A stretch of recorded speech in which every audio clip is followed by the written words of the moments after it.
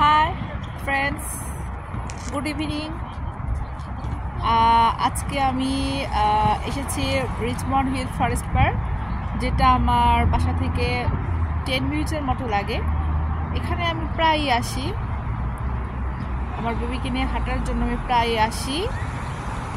But recently কয়েকদিন যাবত আমার আসা হয় না, কিন্তু আজকে যখন আসলাম দেখলাম যে জাস্ট কাছে কাছে কালারফুল ফ্লাওয়ার, জাস্ট দেখার মতো একটা প্লেস। দেখেন কি সুন্দর, গাছে গাছে ফুল, জাস্ট দেখার মতো একটা ভিউ।